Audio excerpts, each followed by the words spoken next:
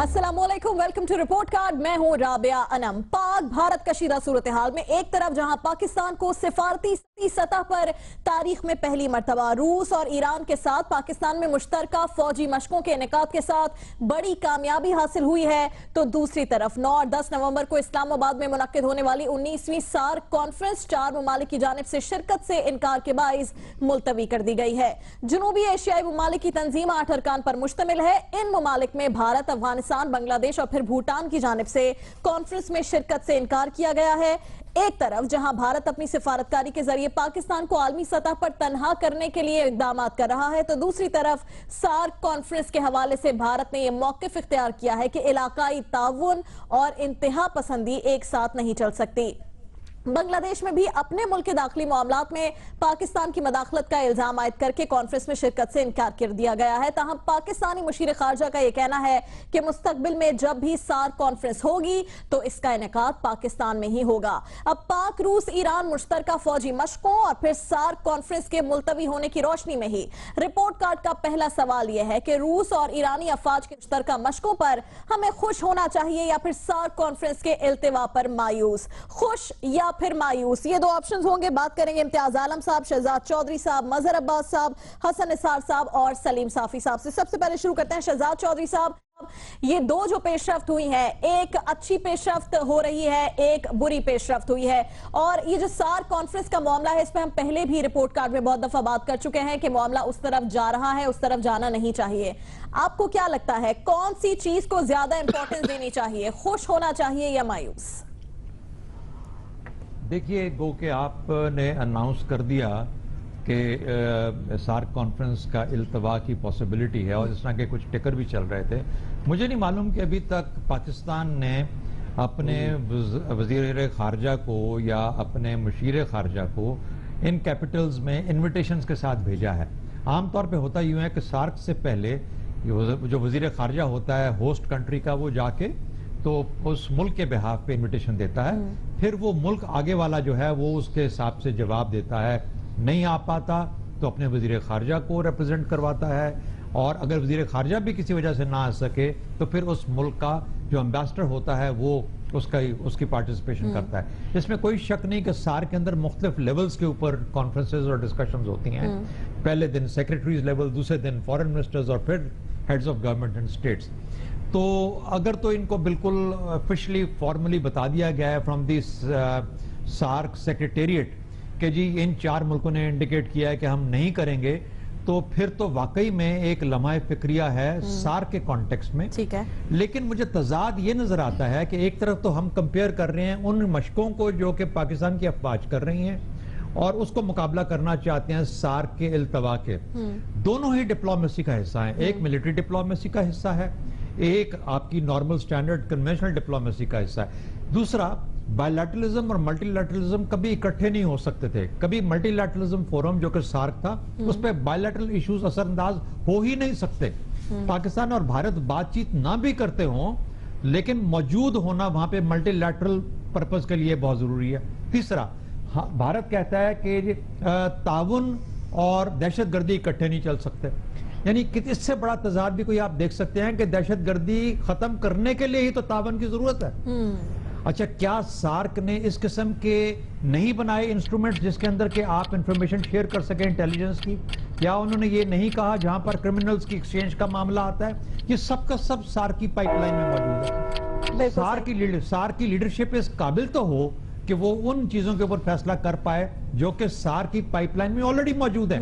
और फिर उसके अलावा हट के बेशुमार ऐसी चीजें हैं जो कि पाकिस्तान जो कि जनूबी एशिया का खित्ता जो है जिसका मुतकाजी है, इसमें इकोनॉमिक इंटरेक्शन है, फिर उसके अंदर आपस में रोडवेज हैं और सी पैक बन रहा है, उसके साथ कैसे लिंकेजेस क्रिएट होती हैं, एनवायरमेंट के मामलात हैं, फूड शॉर्टेज, डिजीज का मसला है, पॉवर्टी एलिविएशन, क्या कुछ नहीं है।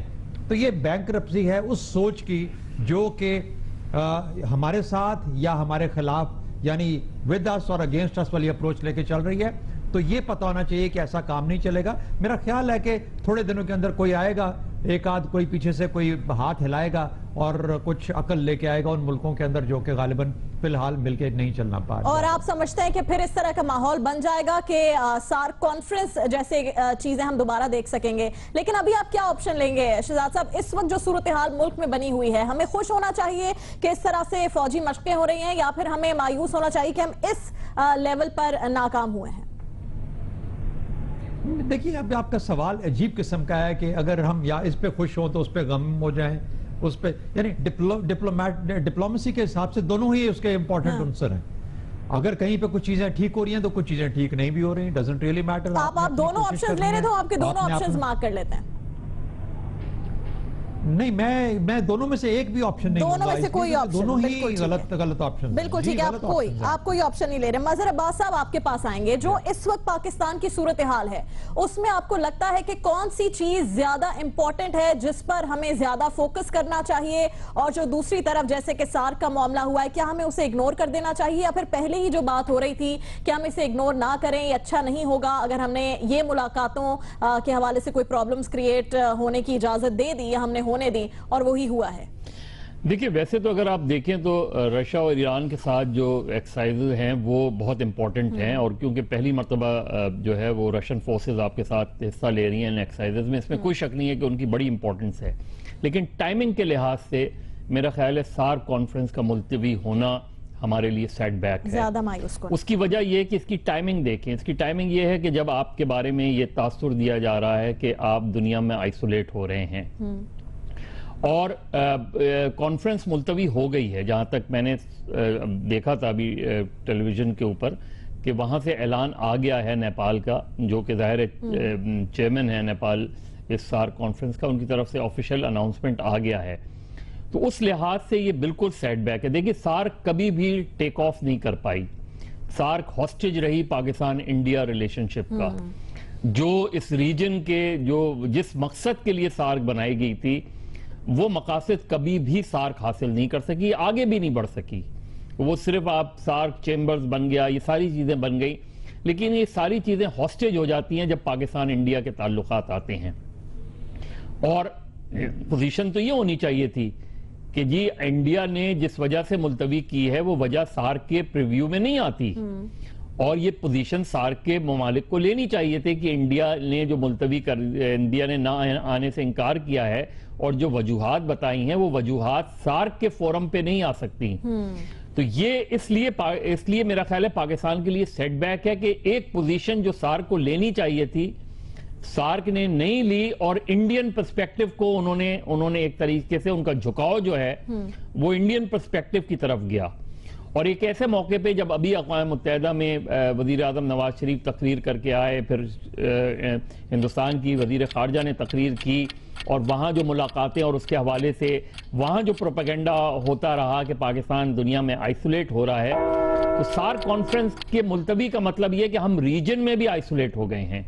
تو میرے خیال میں سارک کا ملتوی ہونا زیادہ سیٹ بیک، زیادہ مایوس کن ہے یہ بات. آپ کے پاس آئیں گے امتیاز عالم صاحب. جیسے کہ مظہر عباس صاحب نے کہا کہ پاک انڈیا ریلیشن شپ کی وجہ سے ہاسٹیج بنا رہا ہے یہ سارک کا معاملہ، لیکن ہم نے کچھ دن پہلے جب بات کر رہے تھے سارک کا ہی پلیٹ فارم یوز کیا. چودھری نثار صاحب نے جب ایسی گفتگو کی تو ان کے ہی ہم منصب تھے، بھارتی ہم منصب، جو کہ ناراض ہو کر گئے. اس وقت جب یہ بات کی جا رہی تھی کہ چودھری نثار نے بہت ٹھیک بات کی، تو آپ نے اس پروگرام میں ایک بات کی تھی کہ ہمیں اس پر خوش نہیں ہونا چاہیے، کیونکہ اگر یہ سربراہ کانفرنس یہاں سے ملتوی ہوتی ہے، پاکستان کی کوئی غلطی سامنے آتی ہے، تو پھر ہمارے لیے بہت مایوس کن بات ہوگی، بہت غلط بات ہوگی. اور اب ہم دیکھ رہے ہیں کہ ایسا کچھ ہو رہا ہے. آپ کو کیا لگتا ہے جو اس وقت ہوا وہ ٹھیک تھا؟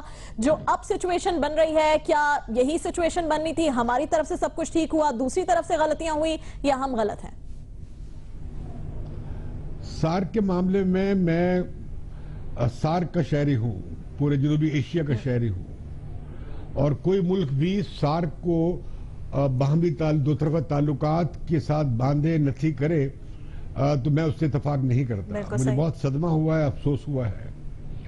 مجھے یاد پڑتا ہے 16 سال سے ہم سیپما کے پلیٹ فارم سے ہم سارک کی باڈی ہے ریکگنائز میڈیا کی، اور ہم اس کی کوشش کرتے رہے. مجھے یاد ہے جب 2002 اور 2003 میں سارک سمٹ نیپال میں ہوا تو اس سے پہلے پارلیمنٹ پہ حملہ ہو گیا تھا، تو بڑی مشکل پیش آئی ہمیں سارک کے ساتھ ساتھ اپنا جرنلسٹ سبمٹ کرنے میں، لیکن ہمارے دوست 8 ملکوں سے گئے اور ہم دبئی کے راستے اور بنگلہ دیش کے راستے کھٹمنڈو پہنچے اور ہم نے کانفرنس کی. وہیں جنرل مشرف اچانک اٹھے، جا کے انہوں نے واجپئی سے ہاتھ ملایا اور صورتحال بالکل بدل گئی.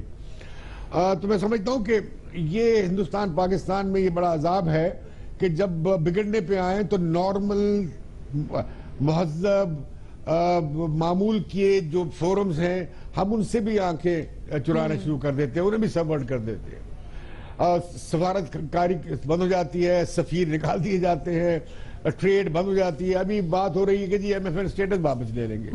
کل پاکستان کی $300 بلین کی ایکسپورٹ ہے اور ہندوستان کی $2 ارب سے زیادہ پاکستان کو ایکسپورٹ ہے. تو وہ کریں گے تو کیا کریں گے اس سے؟ پہلے ہم نے کون سا ٹریڈ کو بڑھایا ہے یہاں پہ؟ تو میں کہنا ہی چاہتا ہوں کہ سارک ایک اچھا فورم تھا جو بنا اس لیے تھا کہ چھوٹے ملک بیٹھ کر بڑے ملک کے ساتھ علاقائی معاملات میں بات کر سکے، اور اس میں ہر ایک کو ویٹو حاصل ہے، تو سب برابر ہیں اس میں، اور اس کا ایجنڈا بہت اچھا ہے. یہ کہنا کہ کچھ نہیں ہوا سارک میں سمجھتا ہوں جاتی ہے. سارک کے پیچھے جو سارک میں جو شہریوں کا فورم تھا، سیفما جیسی اور دوسری باڈیز تھی، انہوں نے بہت زبردست ریکمنڈیشنز کی ہیں ٹورزم کے حوالے سے، ساؤتھ ایشین یونین کے حوالے سے، ٹیرف کے حوالے سے، کسٹم یونین کے حوالے سے. بہت کام ہوا ہے اس پہ. معاملہ صرف یہ ہے کہ ہم اس پر امپلیمنٹیشن نہیں کر رہے ہیں، اور ہم بنیادی طور پر جو افسوسناک بات ہے ہندوستان پاکستان کے درمیان جو یہ چپکلش چلتی ہے، تو وہ پھر باقی سب اچھے امتیاز صاحب correct me if I am wrong کہ 2 دن پہلے اسلام آباد میں کانفرنس ہوئی، سارک کے جتنے بھی ریپریزنٹیٹیوز تھے وہاں موجود تھے، انسداد بدعنوانی کے حوالے سے اس پر بات چیت ہوئی. تو اب کیا ہوا 2 دن کے اندر کہ اچانک اتنی بڑی تبدیلی آ گئی؟ اس 2 دن پہلے سب نے شرکت کی تھی اس میں. آپ نے آج ایک خبر اور پڑھی ہوگی کہ مظفر آباد اور جو کشمیر کے درمیان جو بس تھی، وہ ٹرک سروس جو تھی وہ آج پھر بحال ہو گئی ہے. اس کے باوجود کہ کرفیو لگا ہوا ہے، اتنا ٹینشن ہے، یہ خوش آئند بات ہے. اسی طریقے سے ابھی تک ہمارے سفیر نکالے نہیں گئے ہیں ایک دوسرے کے، حالانکہ مشکلات بنائی ہوئی ہیں. تو میں سمجھتا ہوں کہ ہندوستان پاکستان کی پرانی ریت چھوڑیں. اب مسئلہ یہ ہے کہ جو مودی کا مسئلہ یہ ہے کہ وہ کہاں لے گئے کہ سرجیکل سٹرائک ہوگی اور یہ ہوگا اور ہم ایک کے مقابلے میں 10 لیں گے. وہ جب زمین پر آئے ہیں تو انہیں کچھ ڈیمانسٹریٹو یعنی مظاہرہ کرنے کے لیے بھی دکھانا ہے، جو انہوں نے جذبات انگیخت کیے تھے کہ ہم بہت کر رہے ہیں، تجارت بند کر دیں گے، فلاں کر دیں گے. اب جیسے مثال کل ہم نے بحث کی انڈس واٹر ٹریٹی پہ، اب ان کی جو رائٹر کی رپورٹ میں نے پڑھی ہے اس میں یہ سوال زیر بحث ہی نہیں آیا کہ انڈس واٹر ٹریٹی ختم کرنے جا رہے ہیں. البتہ وہ وہاں پہ ایکسپیڈائٹ کرنے جا رہے ہیں. امتیاز صاحب بہت اہم پوائنٹس آپ نے اٹھائے ہیں، اور آپ بھی امتیاز صاحب یہ کہہ رہے ہیں کہ یہ زیادہ مایوس کن ہے کہ سارک کی کانفرنس نہیں ہو سکی، اس پر بہت زیادہ کام کیا گیا، اور یقیناً ایک بات میں آپ کو اور عرض کر دوں. جی ایک بات میں چھوٹی سی کر دوں کہ ہندوستان نے 4 ملکی اتحاد بھی بنا لیا ہے، 3 ملکی اتحاد بھی بنا لیا ہے، اور bilateral free trade agreement بھی کر لیے ہیں. اگر سارک ختم ہوتا ہے تو میرا خیال ہے کہ شاید نقصان صرف پاکستان کا ہوگا. اچھا، یہی سوال لے کر آگے بڑھتے ہیں. حسن نثار صاحب، سارک کا یہ جو معاملہ ہوا ہے، اگر یہ سارک کی ملتوی ہو جاتی ہے، کانفرنس دوبارہ نہیں ہوتی ہے، تو اس کا کیا صرف نقصان پاکستان کو ہوگا، یا پھر اور جو پازیٹیو چیزیں ہو رہی ہیں، جو مشقیں ہو رہی ہیں، ہمیں اس پر خوش ہونا چاہیے اور اس حوالے سے آگے چل کر اور کوئی اقدامات کرنے چاہیے؟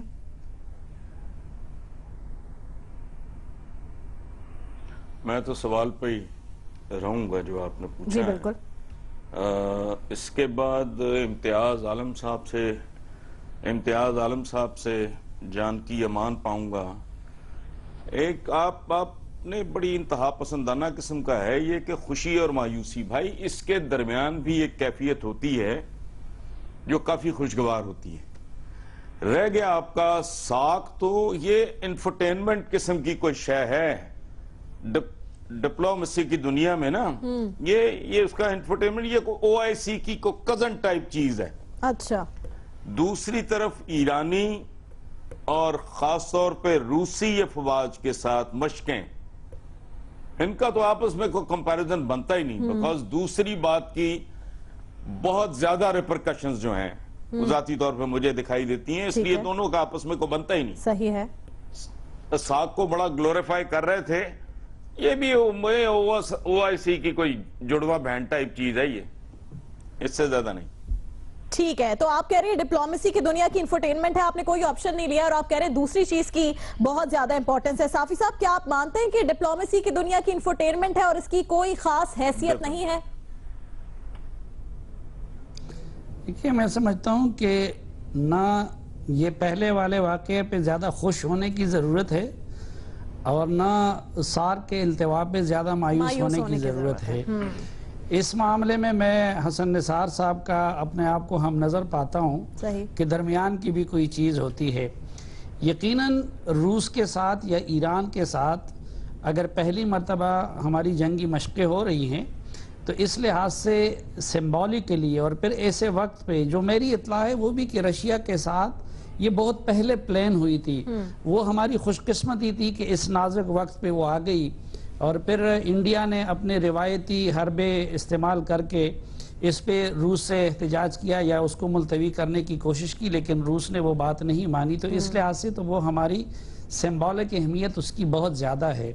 لیکن اصل اہمیت اس بات کی ہے کہ کیا جس قدر امریکہ انڈیا کے قریب آیا ہے اس رفتار سے کیا روس وہ ہندوستان سے دور اور ہمارے قریب ہوا ہے؟ کیا ہم نے اس کے ساتھ اتنے اسٹریٹجک اور تجارتی اور سیاسی اور سفارتی تعلقات مضبوط کر لیے ہیں؟ میرے خیال میں جو سارک کے بارے میں بھی میری رائے یہی ہے، جس طرح مظہر صاحب کہہ رہے تھے کہ وہ ٹیک آف ہی نہیں کر سکا، جو اس کے مقاصد تھے وہ مقاصد وہ اچیو ہی نہیں کر سکا، وہ بائیلیٹرل مسائل اس ریجن کے ملکوں کے تو حل نہیں کر سکا، لیکن اکثر اوقات وہ یہاں بائیلیٹرل مسائل کے کا شکار ہوتا رہا۔ اس کا جب بھی اجلاس ہوتا ہے وہ پاکستان اور ہندوستان کے قضیے کی نظر ہو جاتا ہے اور وہ اوور شیڈو ہو جاتا ہے اس کا اپنا ایجنڈا بھی۔ میرے خیال میں پاکستان کے لیے اس وقت سارک سے زیادہ اہمیت شاید شنگھائی کوآپریشن آرگنائزیشن کی ہے، لیکن دوسرا، اور ہمیں اس کی طرف فوکس کرنا چاہیے، لیکن انڈیا اس طرح کی حرکت کر کے خود پاکستان کے اس موقف کی تائید کر رہا ہے کہ جب تک کشمیر کا معاملہ حل نہیں ہو جاتا تو تب تک یہ جو ہم تجارت کی کوشش کرتے ہیں، یہ ہم جو سارک جیسے فورم پہ ایک دوسرے کے قریب آنے کی کوشش کرتے ہیں، کیونکہ خود انڈیا پہلے تو باہمی تعلقات خراب کر دیتا تھا، انڈیا خود اس پورے خطے کا اور پورے قضیے کا کنٹرول وہ جہادی یا ملیٹنٹ عناصر کے ہاتھ میں دینا چاہتے ہیں کہ وہ ایک واقعہ ایک کارروائی کر کے پورے پروسیس کو سبوتاج کر سکتے ہیں، اور اب انڈیا نے اس سے بڑھ کے میرے خیال میں سارک جیسے فورم کا مستقبل اور اختیار بھی وہ ان جہادی عناصر کے ہاتھ میں دے دیا، اور دنیا پہ یہ واضح کر دیا کہ کشمیر ڈسپیوٹ کے ہوتے ہوئے ہم آگے نہیں بڑھ سکتے۔ بہت شکریہ صاحب۔ صاحب آپ کا پوائنٹ سامنے آ گیا، بس ٹائم کم ہے، دوسرے سوال کی جانب بڑھنا، اس سے پہلے بریک لینی ہے۔ تو اس سوال کے جواب میں دو افراد نے کہا کہ سارک کانفرنس کا ملتوی ہونا مایوس کن ہے، تین افراد نے کوئی آپشن نہیں ہے، لیکن سب نے اس بات پر اتفاق کیا ہے کہ روس اور ایرانی افواج کے ساتھ جو مشترکہ مشقیں ہیں وہ بہت امپورٹنٹ بھی، بہت زیادہ ہمیں خوش ہونا چاہیے، لیکن دو افراد نے کہا ہے کہ سارک کانفرنس کا ملتوی ہونا مایوس کن ہے۔ اگلے سوال کی جانب بڑھیں گے۔ اگلا سوال ہوگا حکومت کے تعلقات دوسری جماعتوں سے اور آگے ہونے والے دنوں میں کیا ہونے جا رہا ہے، اس پر بات کریں گے۔ چھوٹے سے بریک کے بعد ہمارے ساتھ رہیے۔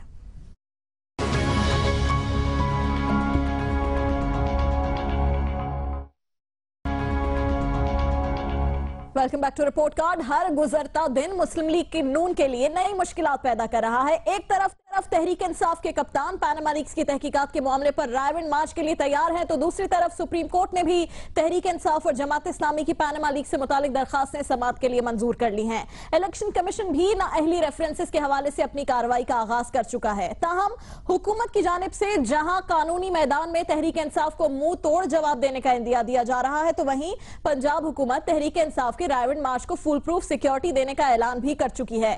پاناما لیکس کے معاملے پر عدالتی کارروائی کی آغاز اور کپتان کی احتجاجی تحریک کی روشنی میں رپورٹ کارڈ کا دوسرا سوال یہ ہے کہ پاناما لیکس کی عدالتی تفتیش یا اب سڑکوں پر احتجاج حکومت کے لیے زیادہ پریشان کن بات کیا ہوگی؟ سب سے پہلے بات کریں گے سلیم صافی صاحب سے۔ صافی صاحب، حکومت نے اب خود موقع دیا ہے عمران خان کو کہ وہ اس طرح سے احتجاج کریں، جس طرح کے پہلے دھاندلی کی تحقیقات نہیں کی اور ہلکے نہیں نہیں کھلوائے اور عمران خان نے کہا کہ مجھے اب موقع مل گیا ہے سڑکوں پر احتجاج کرنے کا. حکومت کے لیے زیادہ پریشان کن بات کیا ہوگی؟ حکومت کے لیے تو ایک پریشان کن بات ہو سکتی ہے اور وہ یہ کہ اس کی حکومت کے خاتمے کا کوئی خطرہ ہو، کیونکہ یہی حکمرانی ہی ان کی سب کچھ ہے. اس کا ابھی کوئی خطرہ ان کو نظر نہیں آتا. اچھا. بلکہ وقت کے ساتھ ساتھ وہ جو خطرات تھے وہ ٹلتے گئے. اس لیے ان کو تو اس چیز کی، باقی ملک جس طرف بھی جاتا ہے اس کی انہیں کوئی پرواہ نہیں ہے. تو صافی صاحب اگر انہیں خوف نہیں تھا کہ ان کی حکومت جا سکتی ہے تو پھر تحقیقات کیوں نہیں کرائیں پاناما لیکس کے معاملے کی؟ نہیں، وہ پاناما لیکس کو حکومت جس طرح ڈیل دینا چاہتی تھی وہ اس میں حکومت کامیاب ہو گئی. اچھا. کیونکہ عمران خان صاحب اور زرداری صاحب جیسے اپوزیشن لیڈروں کے ہوتے ہوئے اس حکومت کے لیے ہر خطرہ جو ہے، یہ دیکھیں ہر مرتبہ یہ میاں نواز شریف صاحب یہ خود اپنے اتنے حکومت کے گرانے کے اتنے ماہر ہیں کہ کبھی بھی انہوں نے 2 سال سے زیادہ حکومت نہیں کی ہے اس سے باری مینڈیٹ کے ساتھ. لیکن یہ اس مرتبہ اس اپوزیشن کا کارنامہ ہے کہ انہوں نے اس غلط طریقے سے اس حکومت کو کنفرنٹ کیا کہ ایک تو اس حکومت کے اصل جرائم وہ قوم کے سامنے نہیں آ سکے، ان کی بدترین حکمرانی کبھی موضوع بحث نہیں بن سکی، ان کی ناکام ترین خارجہ پالیسی کبھی موضوع بحث نہیں بن سکی، اور پھر اگر قدرت کی طرف سے پاناما لیکس جیسے معاملات بھی آ گئے جس سے حکومت کا اور حکمرانوں کا بچنا ناممکنات میں سے تھا، اس سے بھی وہ بچ نکلے.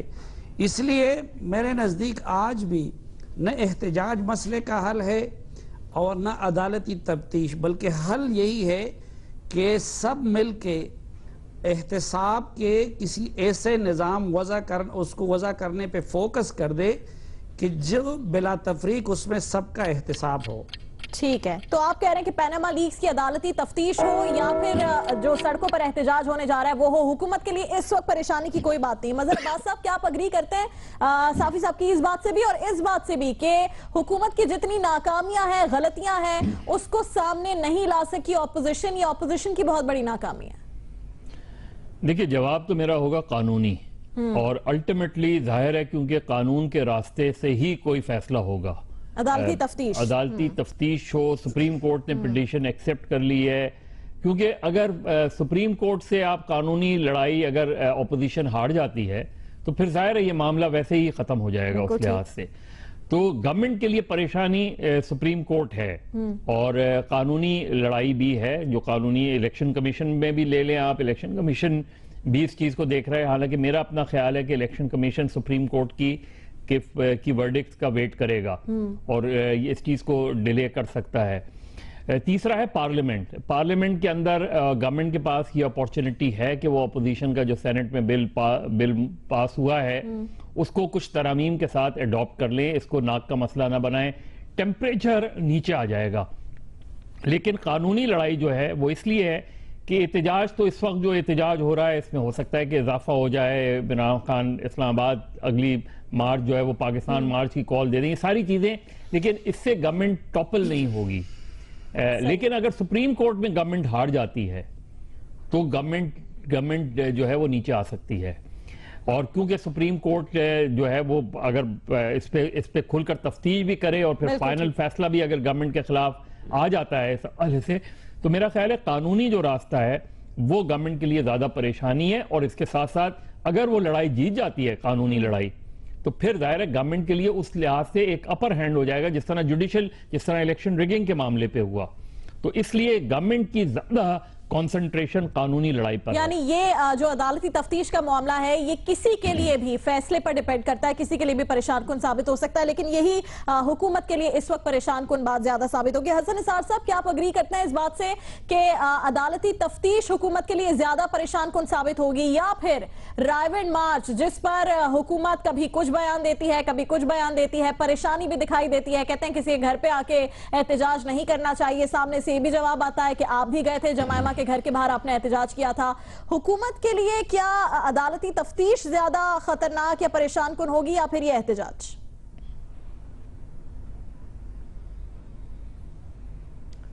دیکھیں اگر آپ کے سوال کا اگر تو میں لٹھ مار سیدھا جواب دوں تو میرے لیے مسائل کھڑے ہو جائیں گے. عدالتی تفتیش اور سڑکوں پہ احتجاج میرے نزدیک ان کا آپس میں بہت گہرا تعلق ہے. اچھا. یہ دو دھاری تلوار کی طرح ہے. اب دیکھنا یہ ہے کہ کون سا وار اس دو دھاری تلوار کا کون سی سائیڈ کا وار جو ہے اس خاندانی اقتدار کے ٹکڑے کرتا ہے اور اس ملک کی ان لوگوں سے جان چھٹتی ہے. میں کم از کم ان دونوں کو علیحدہ کر کے نہیں دیکھ رہا. ہماری ایک پوری تاریخ ہے جو آپ بھی جانتی ہیں میں بھی جانتا ہوں. یہ ان دونوں کا آپس میں بہت گہرا تعلق ہے. خاص طور پہ کل عمران خان کا جو شو ہوگا وہ اس میں میرا خیال ہے ایک سنگ میل اس کے جو سیریز آف پروٹیسٹ اب تک ہے اس میں یہ ایک سنگ میل کسی حیثیت کا حامل ہوگا. ان دونوں کا گہرا تعلق ہے. میں ان کو علیحدہ نہیں دیکھتا. ٹھیک ہے آپ کہہ رہے ہیں دونوں کا گہرا تعلق ہے یعنی کہ ایک جگہ سے پریشر بلڈ اپ ہوگا اور دوسری جگہ سے پھر کیس چلے گا. تو آپ یہ اشارہ دے رہے ہیں. اس پر ہم بات کریں گے امتیاز عالم صاحب سے اور شہزاد چودھری صاحب سے لیکن ایک چھوٹے سے بریک کے بعد ہمارے ساتھ رہیے.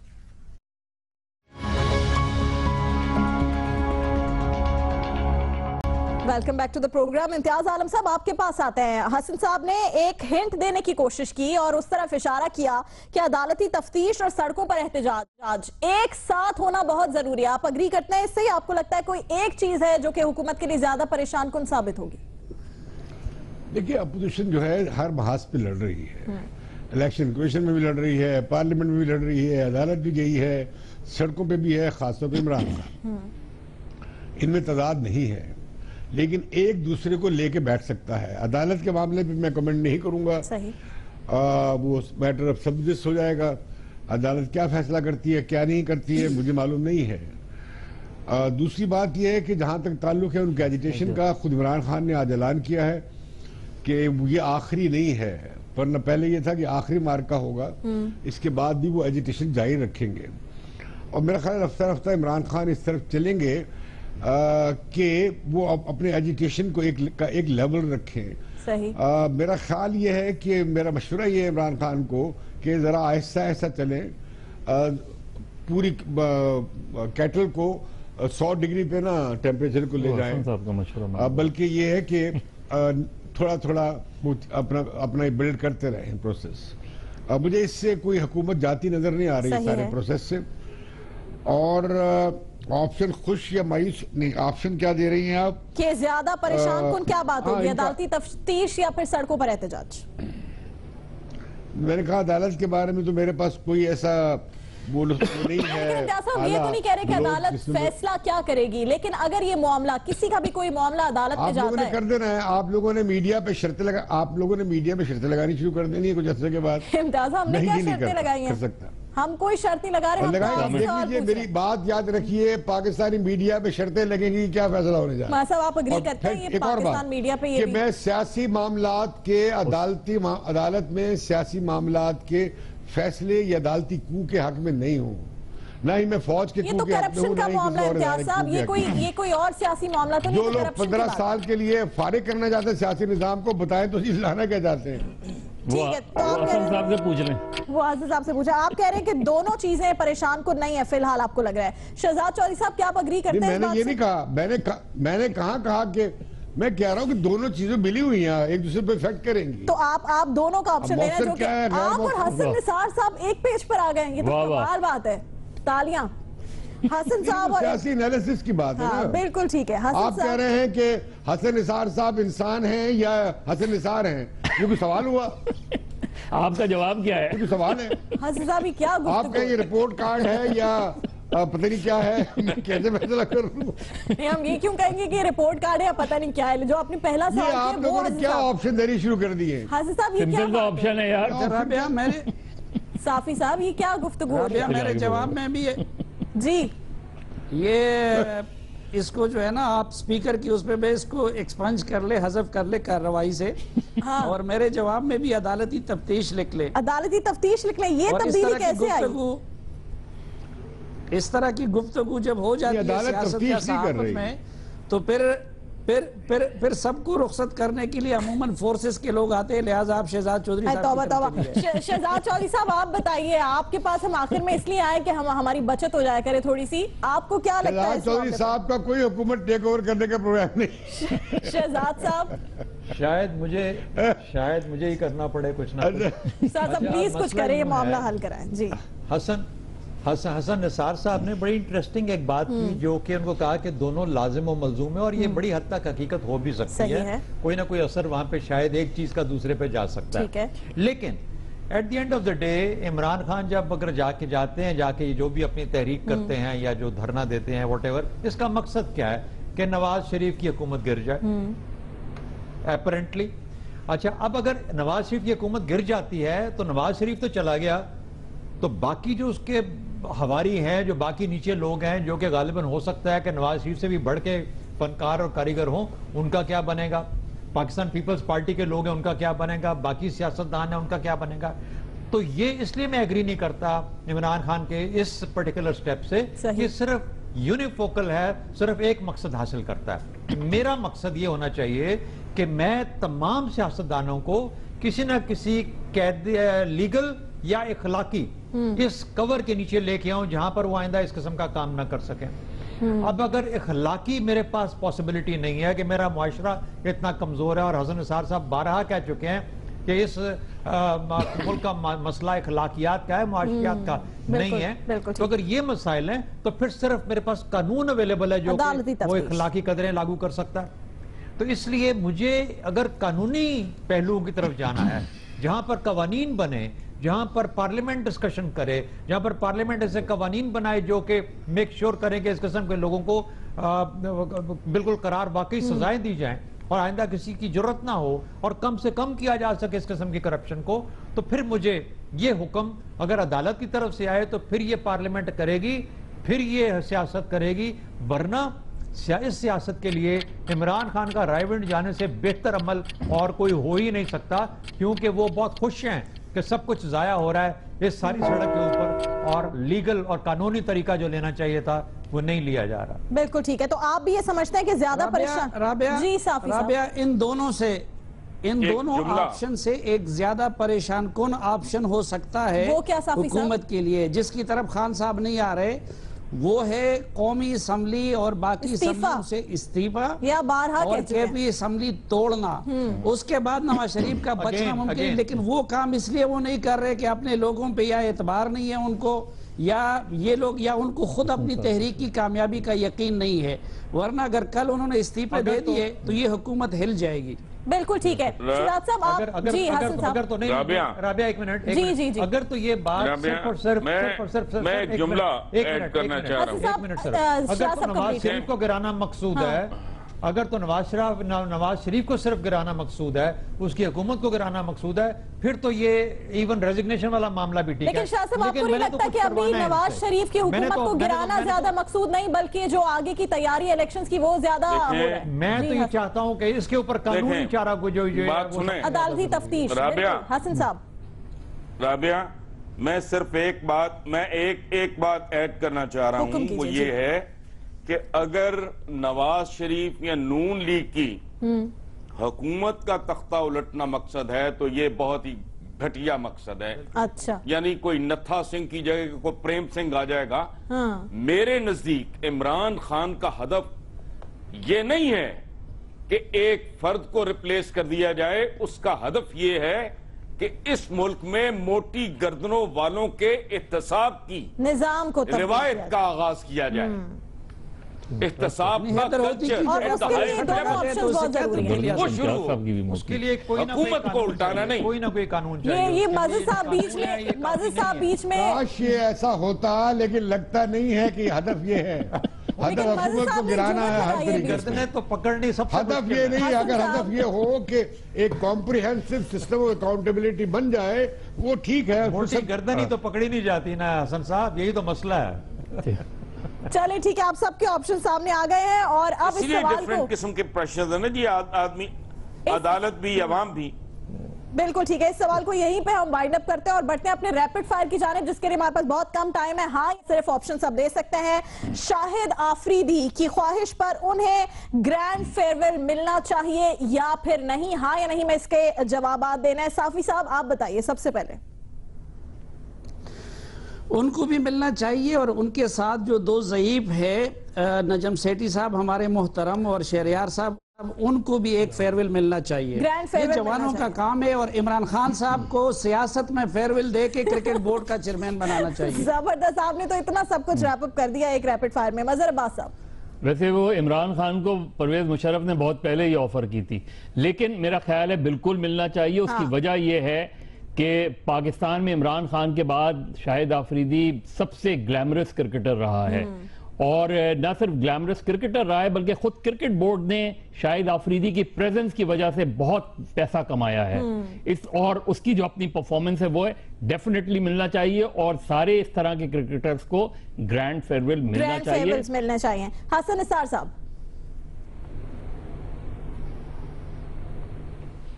دیکھیں مجھے ماڈرن گلیڈیٹر سے نہ کوئی دلچسپی ہے نہ مجھے سمجھ ہے، مجھے نہیں پتا ملنا چاہیے کہ نہیں ملنا چاہیے. چلے ٹھیک ہے، I am not interested. Okay کوئی آپشن نہیں. امتیاز عالم نہ صاحب. میرے بارے مجھے اس بارے میں بالکل ٹھیک جو ہے. آپ رائے دیں گی، جو آپ تجویز دیں گی، میں اس کے ساتھ. ارے واہ، میں سمجھتی ہوں ان کو گرینڈ فیئرویل ملنا چاہیے. شہزاد چودھری صاحب آپ بتائیے. بس میں آپ کے ساتھ. گرینڈ فیئرویل ضروری نہیں کہ ٹیم میں کھلا کے دیا جائے. گرینڈ فیئرویل دینے کے اور بھی بہت سے طریقے ہیں. اس کی کرکٹ پہ میں نہ ہی کمنٹ کروں تو اچھا ہے. اور ٹھیک ہے، میرے خیال میں پی سی بھی تو اس حوالے سے آپشنز غور کر یہ وعدہ لیا جائے کہ کئی ایسا نہ ہو کہ کل وہ بھی پارٹی بنا دے اور پھر مجھے ہمیں کہے کہ ارے ہاں صافی صاحب یہ تو بہت بڑا مسئلہ ہے. اس پہ اگر ٹائم ہے پروڈیوسر صاحبہ تو ہم ذرا کامنٹ لے لیں. آپ کو لگتا ہے صافی صاحب کہ شاہد آفریدی بھی پارٹی بنا لیں گے؟ نہیں، ابھی ان سے یہ وعدہ لینا چاہیے، ان کو پوری عزت ملنی چاہیے، لیکن ساتھ ان سے یہ وعدہ اتنا معاملہ اوپر نہ چلا جائے کہ کل وہ بھی پارٹی بنا دے اور پھر کہے مجھے وزیراعظم. نہیں وہ تو بہت پہلے عمران صافی صاحب بہت پہلے عمران خان یہ کہہ چکے ہیں کہ شاہد آفریدی پی ٹی آئی کے بغیر اور کہاں جائے گا. تو شاہد آفریدی بھی پی ٹی آئی میں آ جائیں گے. دوست ہے اتنا نہیں ہے، انشاءاللہ اتنے عقل کا استعمال کرے گا، ادھر نہیں جائے گا. کاش آج حفیظ اللہ نیازی ہوتے تو ان سے آخری میں اس موضوع پر ہم ضرور کوئی کامنٹ لیتے. رپورٹ کارڈ دیکھنے کا بہت شکریہ. کل دوبارہ شو کے ساتھ حاضر ہوں گے. اللہ حافظ.